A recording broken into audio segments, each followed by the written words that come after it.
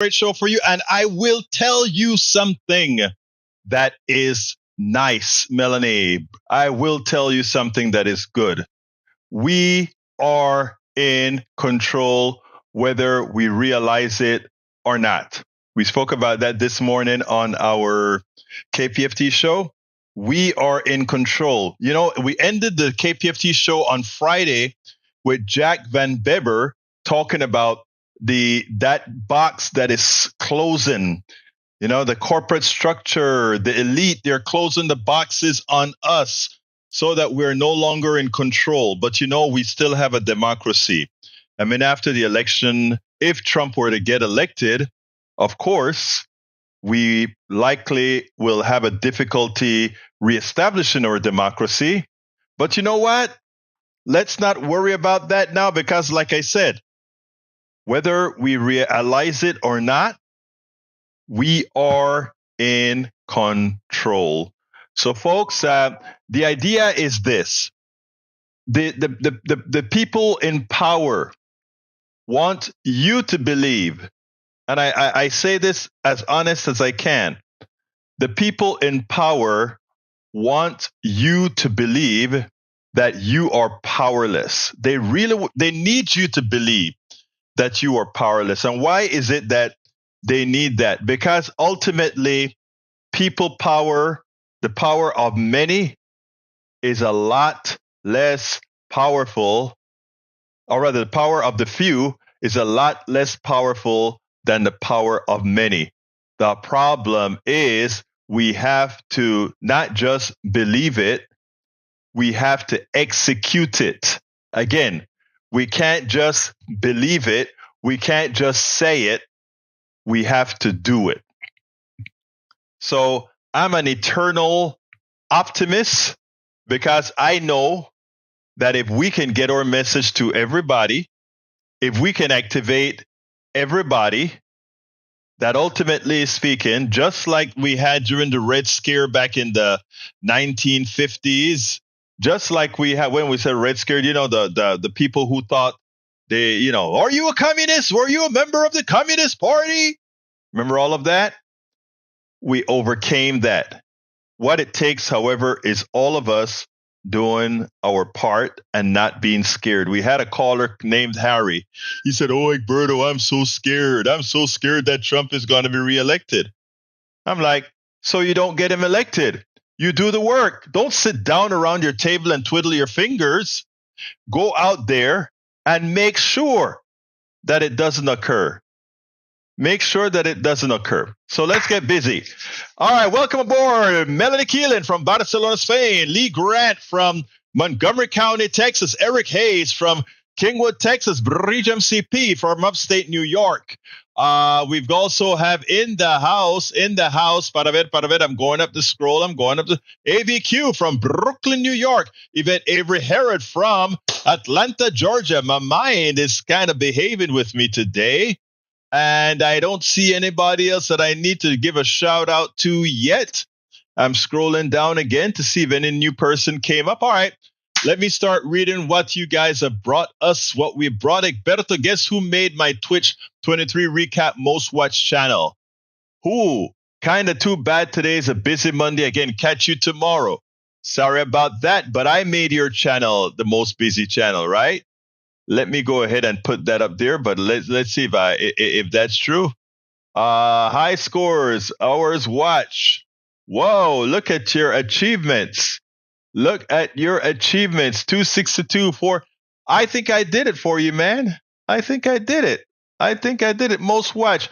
Let's do something here. Let's put that on the screen for Brother Rudden because he makes me feel good. Hey guys. When you have a supporter, a watcher like Michael Rudden, it seems. Look at it. Look at his Twitch recap 2023. He watched our channel on Twitch 197 times. Well, 197 hours. So it's probably a little bit more than 197 times. Are we proud of that or what? Look at that right there. What does it say there? Politics done right. E. Willies. That's our channel on Twitch. Thank you, Mr. Rudnin, for giving us that honor on Twitch. Anyway, continuing. Michael Rudnin says The Hill. Senate Republicans block assault weapons ban, background check bills, New Republic. Senate Republicans don't even need a vote now to stop gun control. MSNBC, despite mass shootings, Republicans reject assault weapons ban. Morning Consult, voter maintains strong bipartisan support for banning assault weapons. The bill, originally sponsored by the late Senator Dianne Feinstein, would have made it illegal to produce, transfer, or own military-style assault weapons and high-capacity magazines, rifles, and guns with military features like grenade launchers or assault weapons and high-capacity magazines, rifles and guns with like grenade launchers or folding telescope scoping or detachable stocks would have been outlawed. Egberto, I can foresee the headlines. Domestic War Crimes Edition, XM25 and XM29 coming to your schoolyard near you.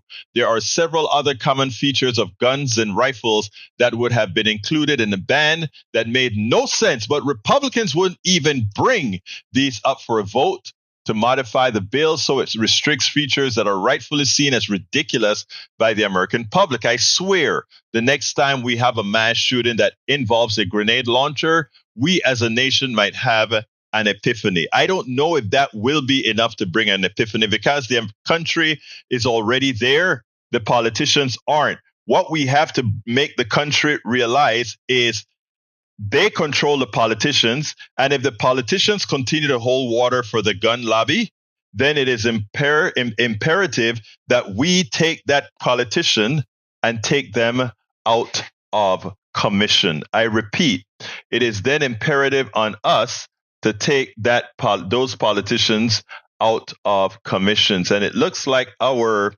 of our demons didn't run to let people know the show was on. Anyway, we'll check that out when I play the next video. All right, Bridge MCP puts out here, special counsel Jack Smith asked the Supreme Court to rule quickly on whether Trump can be prosecuted. Smith made his request for the court to act with unusual speed to prevent any delays and could push back the trial, and that could put back the trial to 2024. Republican presidential prime front runner, currently set to be on March 4th until after the next presidential election. This case presents a fundamental question at the heart of our democracy.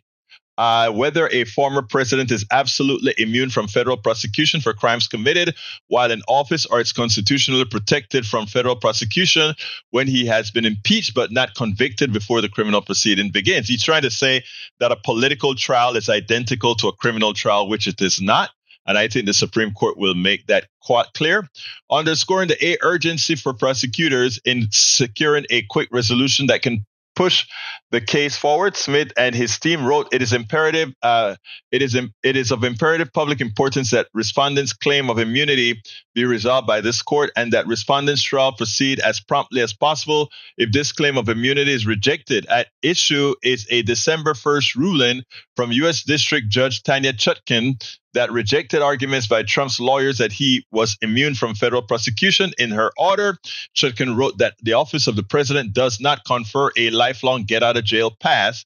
Former presidents enjoy no special conditions on their federal criminality liability. Chutkan wrote, defendant may be subject to federal investigation, indictment, prosecution, conviction, and punishment for any criminal acts undertaken while in office. A federal judge ruled the case could go forward, but Trump signaled he would ask the federal appeals court in Washington to reverse the outcome. Smith is attempting to bypass the appeals court, the usual next step in the process, and have the Supreme Court take up the matter directly. If this justice declined to step at this point, Trump's appeal would continue at the U.S. Court level of appeals for the District of Columbia Circuit. Smith already has asked for a quick review there too, but he said even a rapid appellate decision might not get the Supreme Court in time for review and final words before the court traditional summer break, so he's trying to speed things up. Melanie Keelan says, happy Monday, everybody. Happy Monday, Melanie Keelan. Happy Monday, happy Monday. Let me see if it seems like our demon has not gone off, so we'll have to see why. All right, what else have we got here? Eric Hayes says, anti-whatever is not popular. I don't know. These days, when it makes people uncomfortable, Penn president out next is Harvard. And so, well, look, Harvard president, I don't think is going to go because, again, she has a large support from the from her faculty. But I don't think any of these presidents should have resigned. We cannot let the political process infect. We cannot allow the political process to infect the schools. Yesterday, Fareed Zakaria came on TV, and I couldn't. I am usually fairly in agreement with Fareed Zakaria. But Fareed Zakaria yesterday came out against DEI, right? And no, he actually claimed that DEI has corrupted campuses because everything is looked at through the lens of DEI. I forgot inclusion and equity and inclusion, right? And I think he missed the point. Not because some universities do the wrong thing. As an example, when universities don't allow, or not universities, but when right-wing folks that are coming onto universities to give speeches get a big pushback from the crowd, from the university, I think it's wrong.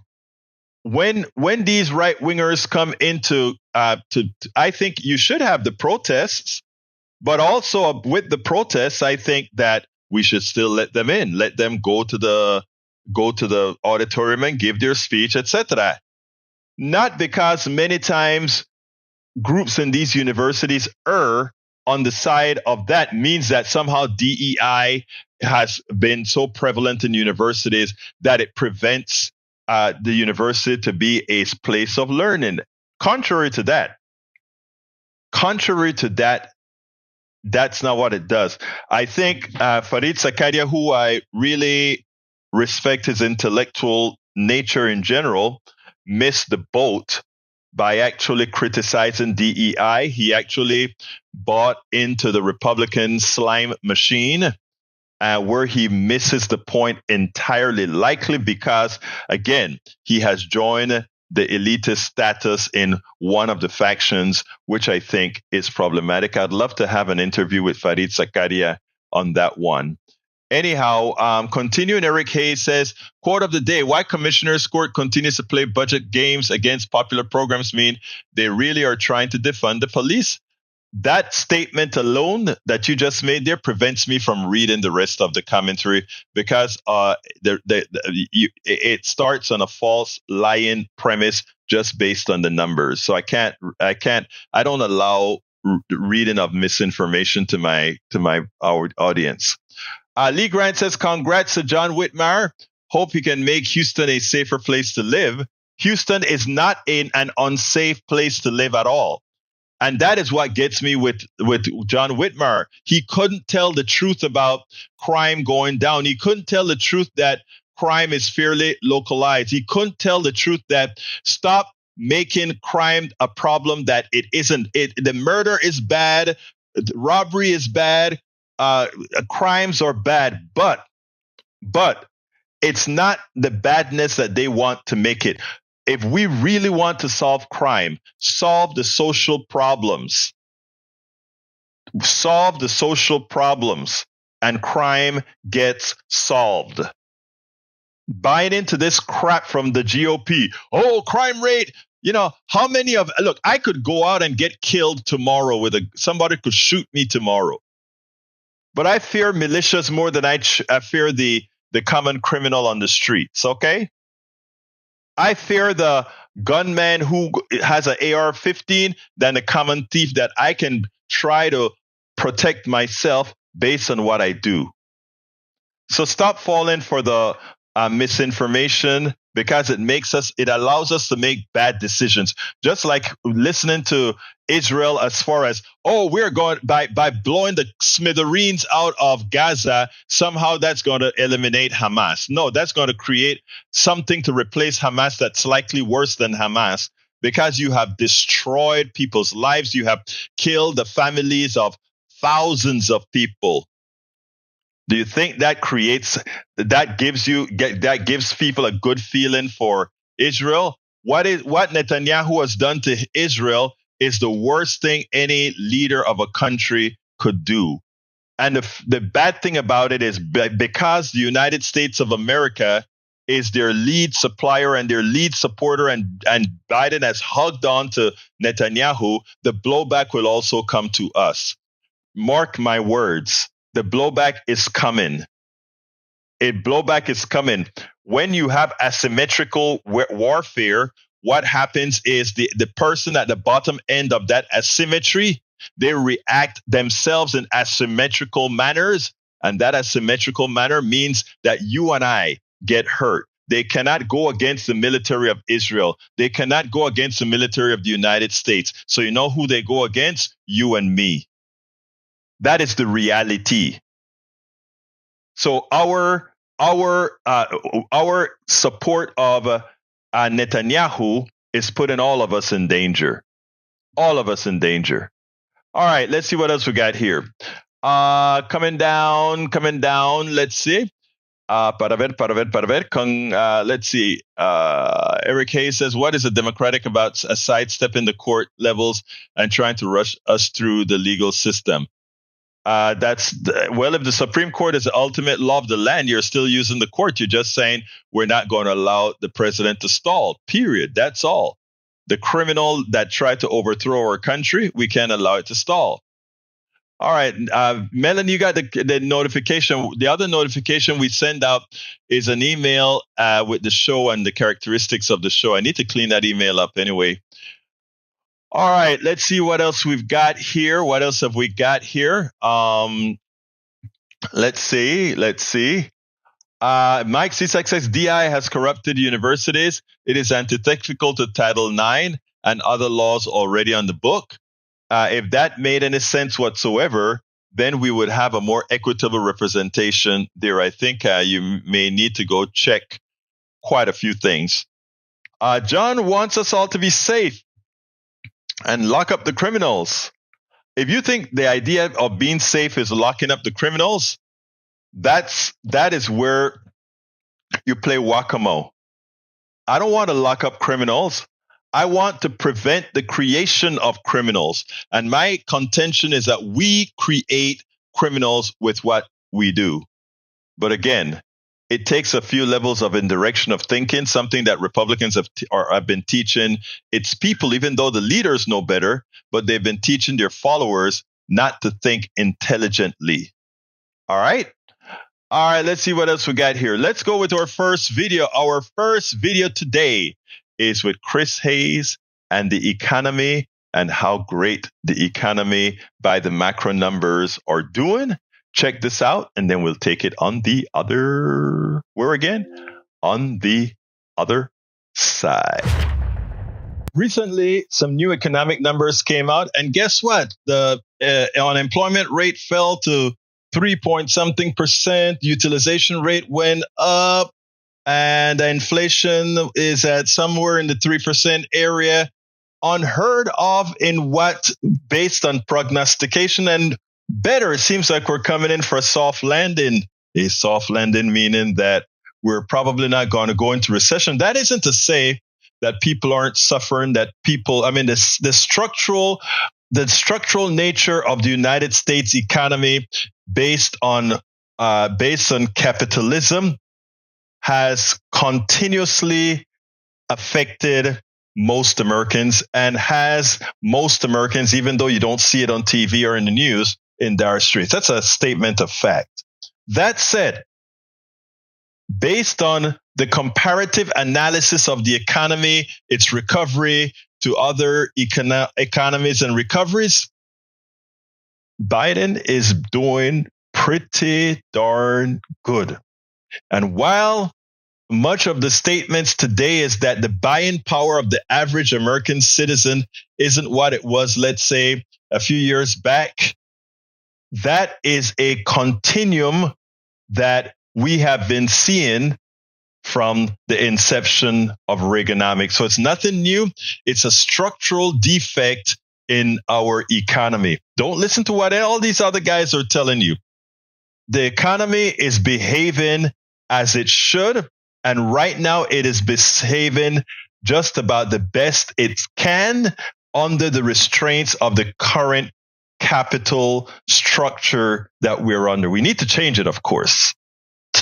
But that said, Biden, compared to other presidents, should be ecstatic and happy. And Fox News knows it so well that they gave Chris Hayes the opportunity to ridicule how they interpreted all this good news that's coming in on the economy on the macro level. Check this out. Once a month, the Bureau of Labor Statistics releases the latest jobs numbers, which means once a month, the country gets to watch the anti-Biden propaganda machine figure out how to deal with positive developments for the economy. Talking about 140,000 more jobs added than was expected. It is amazing how the estimates, people keep getting the estimate wrong. Well, listen, this is good news for American families, isn't it, Alfredo?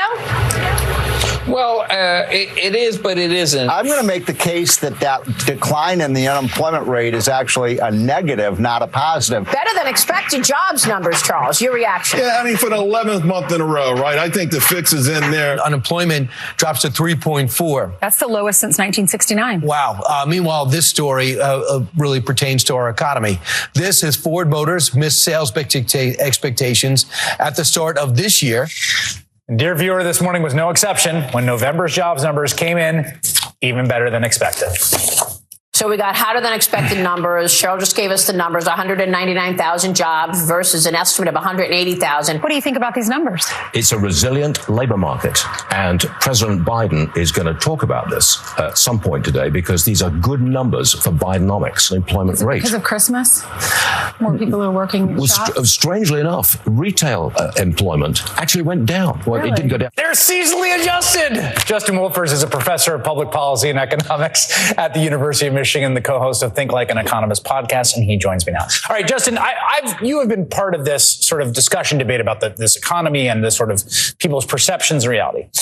To put that aside, I want you to just describe as best you can this idea of the soft landing and why it's difficult to pull off the soft landing and where we are right now. So just what does it mean? Economists talk about this all the time, about a soft landing, and particularly a year or two ago about how improbable it was. Right. So let's go back to what people thought the problem was. A year or two ago, about a year and a half ago, inflation was running at 9%, and the unemployment rate was all the way down at a 50-year low of 3.5%. And the thinking at the time from many economists was that one caused the other, that low unemployment, we had too much of a good thing, and that was causing inflation. So then the claim was, well, we should have a little less of a good thing, which is let's try and stop the economy enough, slam on the brakes, so that we reduce inflation. But here's the funny thing. What actually happened is inflation plummeted from 9% down to 3%. And inflation and unemployment basically moved sideways. This is actually better than anyone dreamed about with a soft landing. With a soft landing, they thought, let's get unemployment back to what we think is more sustainable. They thought 4.5% or 5%, and things will fix themselves.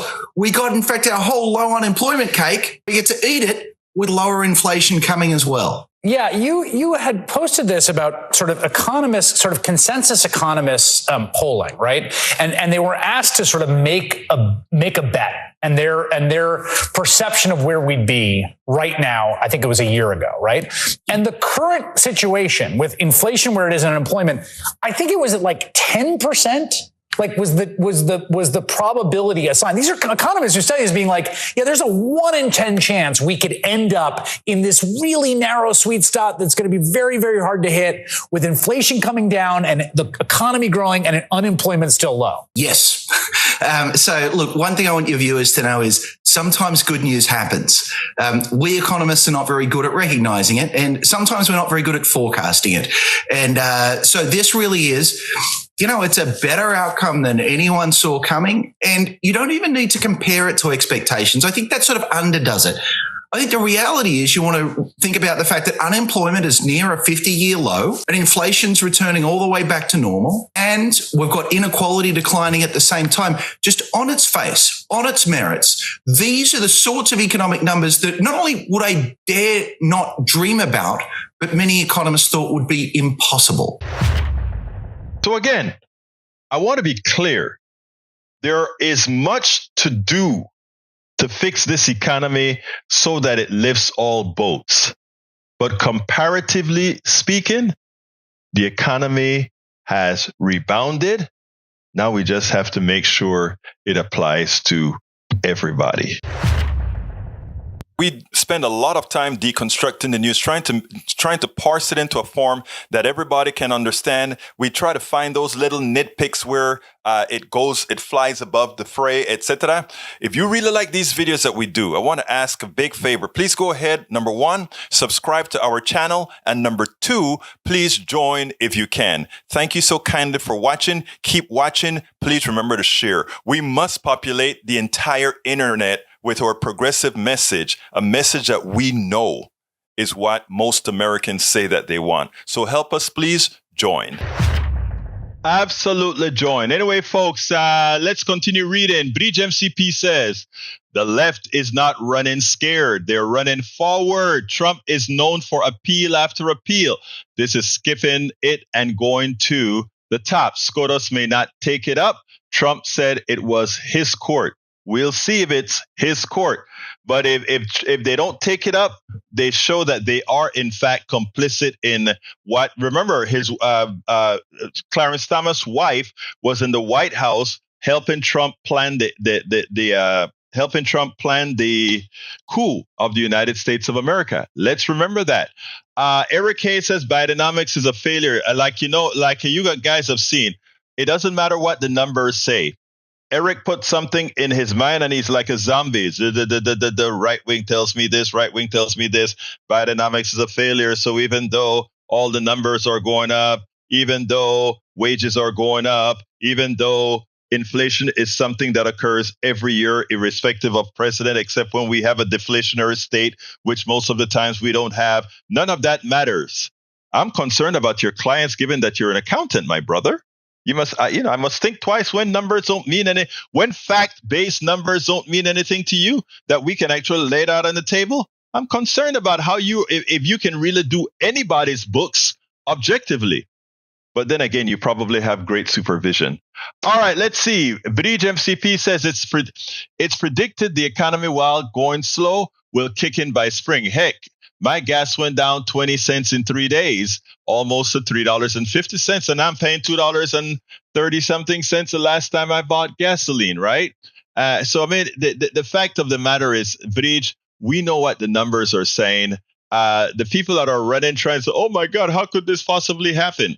Electric bills of $700 or more, go blame your Texas state government for that because of their failure, their failure to, first of all, put us on the national grid, number 1, and number 2, because of their failure to have charge weatherization, and number 3, because they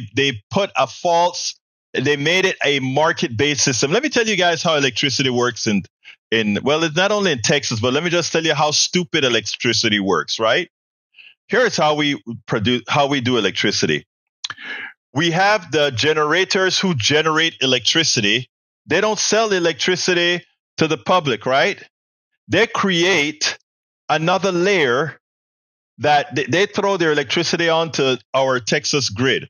Then they create another layer of companies who go ahead and mix and match, and this generator here, that generator here, mix and match numbers and sell you the electricity as a middleman to you. Therefore, they have to get their cut first. Patrick Baron, good afternoon, my dear brother. So I want you guys to understand this. Selling electricity would have been simple, right? Technically speaking, we have a grid, we have generators. You throw the electricity onto the line, and what we should have is, if you believe in supply and demand, etc., electricity based on the needs, right? But we have a second layer that we go through. We have 100 or so electrical resellers. You can't buy electricity directly from the producer, and you can't really create your own wind farm in your house. We have to go through these third parties. And these third parties have to do whatever machinations they are doing to make a profit. You have to ask the question, what value do they add? Nada. Niet. They extract money from you. Let me tell you how the perfect electrical system would work. Do you want to have private generators? If a private generator thinks they can do better than, let's say, a nonprofit or public generator, go generate your electricity, throw it onto the grid, and have an automated system on the grid that dispenses electricity all over. That person sitting in their office in the tower, they do nothing other than play with numbers to tell you how much you're going to pay for electricity. They do absolutely nothing. They don't generate electricity. They don't lay down pipelines. They don't lay down electrical lines. They just sit in the middle between you and the electrical generator. We don't need them. And then we have ERCOT. Why not just abolish the middleman, let ERCOT bring all the electricity in and send it all out, and let it be managed by intelligent people? Again, we do things stupidly and under the premise of capitalism. These guys offer nothing. Just like I always say, to show you how silly we are and how indoctrinated we are. We have a middle person selling you electricity that don't generate diddly squat.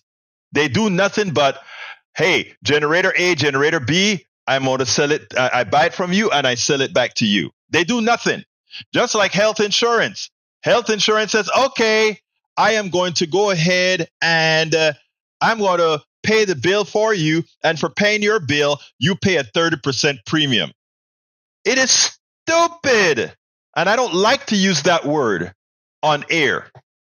But you think about how we have been indoctrinated into having middle people who do nothing, who produce nothing. They just make money on us buying a something. It's ridiculous. Ridiculous. All right. Egberto, is your energy price still high? I don't have clients. If you don't have clients, you got a problem. All right, let's see what else we got. Melissa Bowie, welcome to Politics Done Right, my beautiful sister. Eric Hayes says, but why are progressive people using gas? You should be EV right now. Another silly statement from my good old brother. Bo Campbell, I haven't heard from you in a long time, Bo. How are you doing, my brother? Great to hear from you. Melissa says, spelling right makes your sentence understandable, Hayes. And let's see what else we got. Patrick Barron says, we pay $300 a month here in North Fort Myers, Florida. I hear you, buddy. Mike Seesac says, whoa, Egberto doesn't have a clue as to how the electrical grid works. If it makes you feel empowered to believe that I don't know how the electrical grid works, please feel free to feel that way. Unfortunately, I do.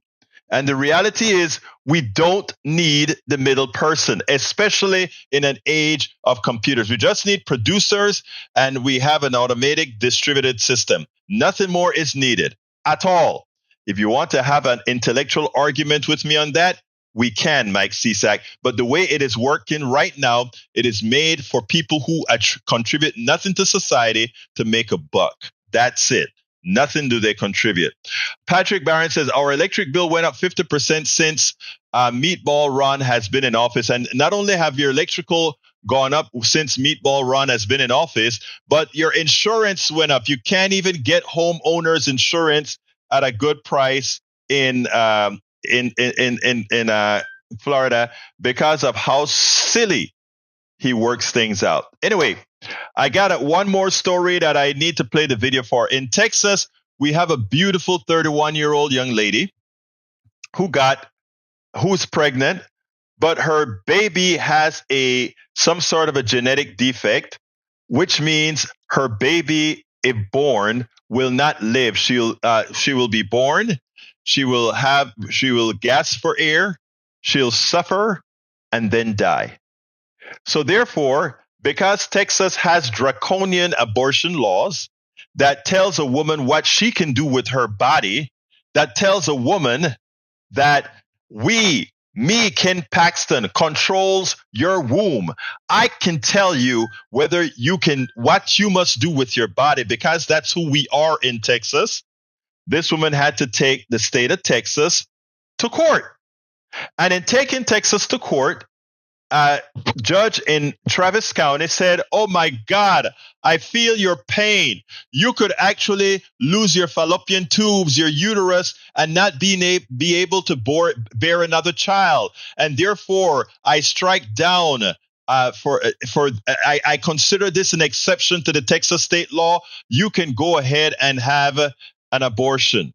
The criminal attorney general of Texas comes out and warns doctors. Remember, the stay order is not as long as our law. So therefore, as soon as we change, as soon as that stay order goes out, that restraint, that I think the stay or whatever it's called is over, we're coming back to charge the doctors or the hospitals. And then he goes to the Texas Supreme Court.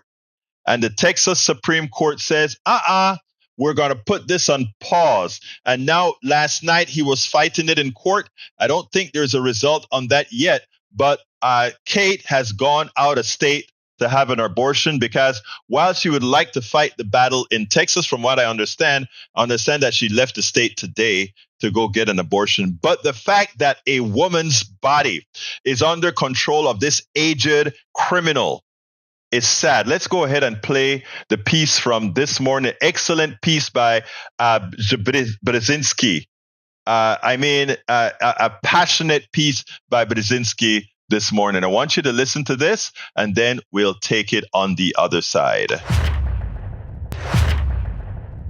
The Texas Supreme Court is blocking an abortion for a woman whose fetus has a fatal diagnosis.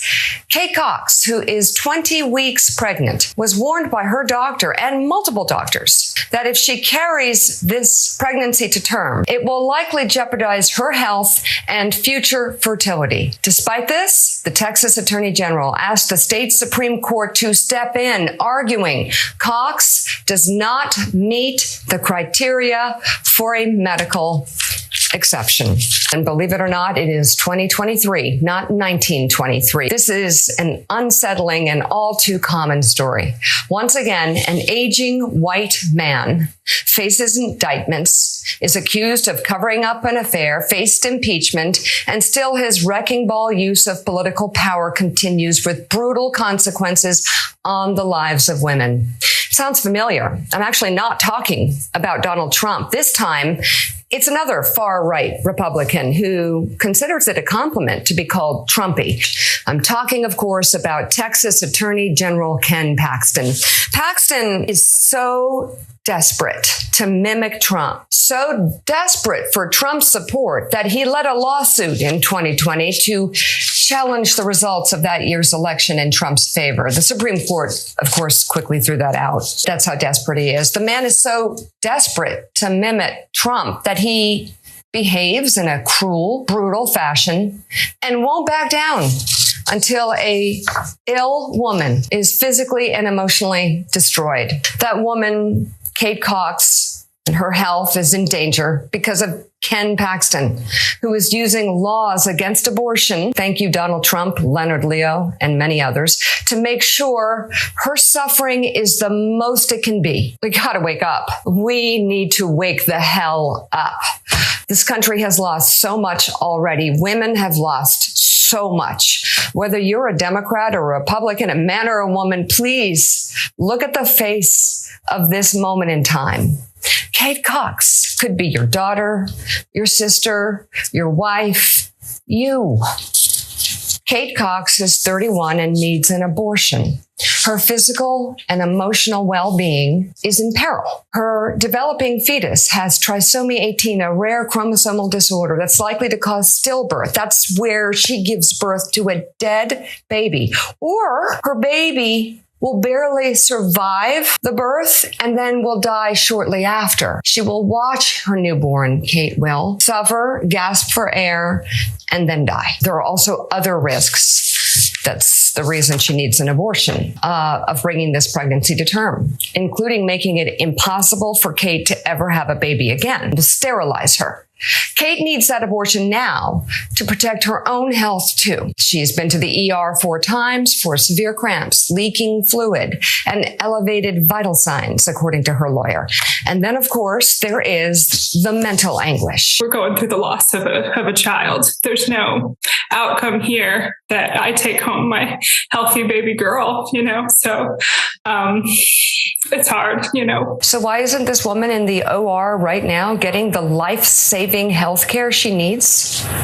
Because the Texas Attorney General, not a doctor, not a scientist, an aging white far-right Republican male, believes he knows what should happen with Kate's body.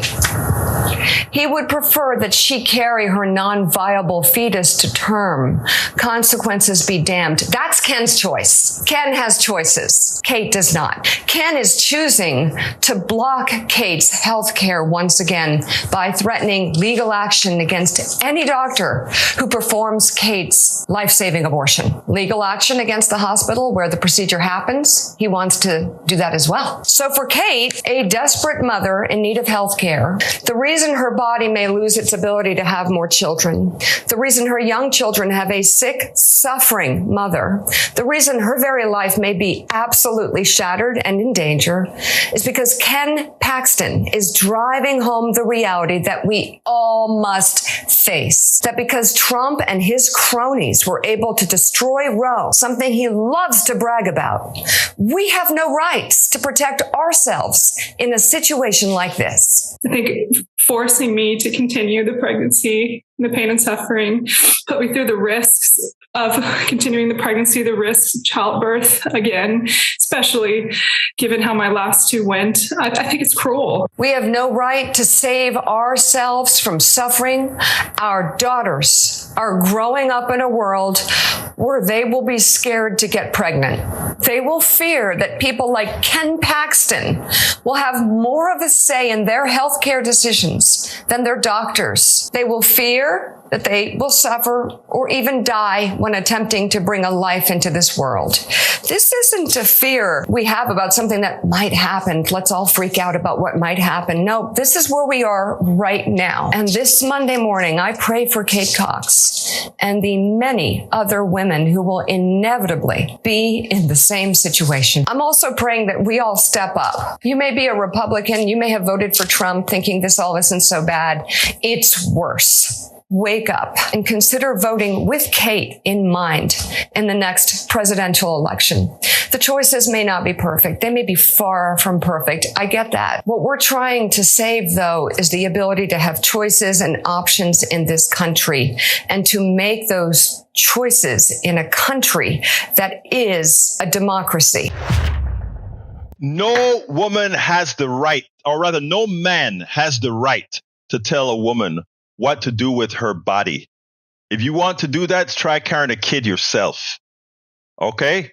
This is something that belongs in a woman's domain. Punto y final. In a woman's domain. I will not presume to impose that on women. And what these troglodytes are doing to this 31-year-old woman, putting her life in danger, putting her fallopian tubes and her uterus in danger, is It is unforgivable. And what I hope is somebody tries to control their testicles and their prostates, just like they want to control a woman's ovaries and uterus. I sure hope that, well, anyway, you get what I'm saying. Now, and by the way, Breach, nope, the 7th was the Travis County Court. That was a lower court.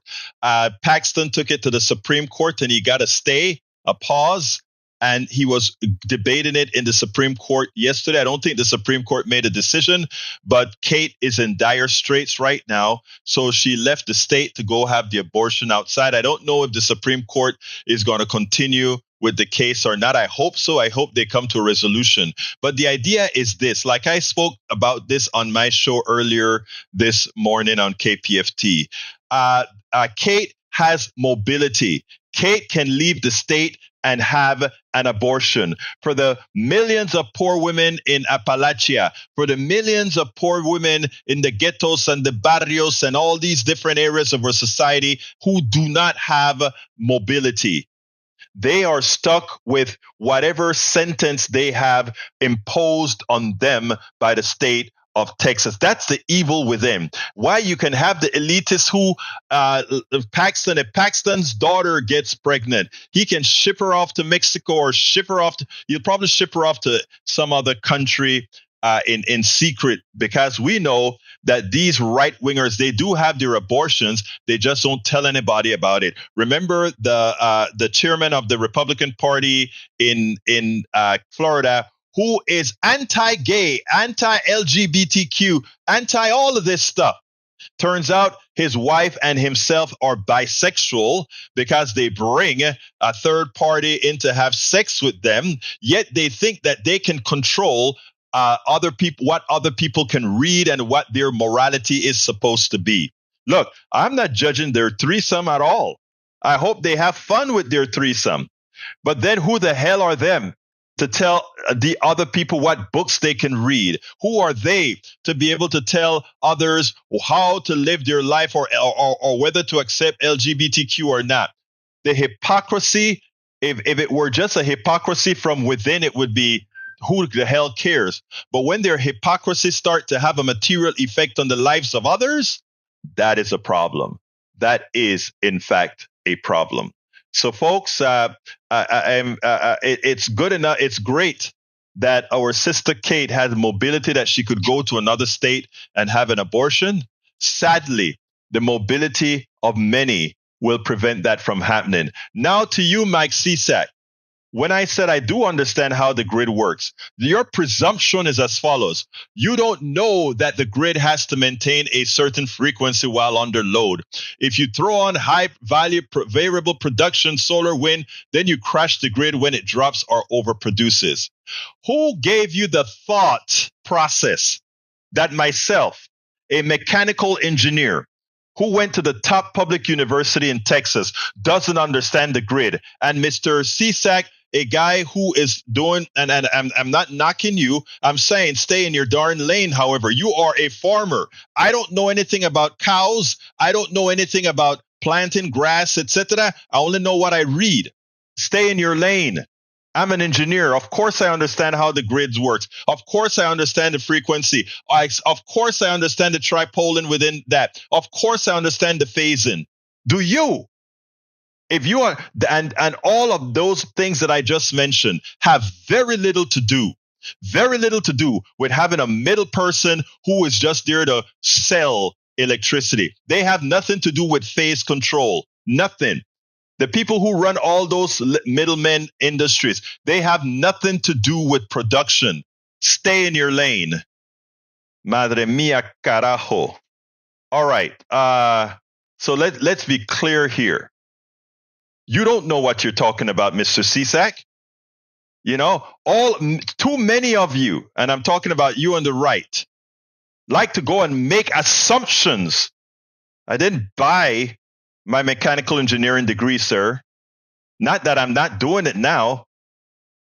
I have the flexibility. But you, sir, stay in your lane before you try to knock anybody and make assumptions about anybody. Está bien. Stay in your damn lane. All right, let's continue. Para ver. Coming down, E2247 says the squad, AOC, and the hope of a political revolution. I had Ryan Grimm on the show last week where he spoke about his book. I hope you guys saw that. Let's see. Bree says, Egberto, oh, okay. Yeah, posted MSNBC link that left the state. Yes, ma'am. Here, Egberto, Patrick Baron. Bruce Pollard is in the house. He says, let's get everyone to vote. Yes, we will. Yes, we will. Patrick Moran says, Moms for Liberty are done. They're hypocrites. Yeah, they should be done. Absolutely so. Bridge MCP says, Egberto, it is so obvious how men think. They invented the cup before the helmet, always protecting the... They seem to think they have a say in women's protection. I don't. I stay in my lane, beautiful Bridge. I learn what women... Listen, and look, the funny thing about it is I wasn't always like this, right? I came over the chauvinist, homophobic idiot from Panama when I came here. that's who I was, but I learned. And I was honest enough. I was humble enough to learn.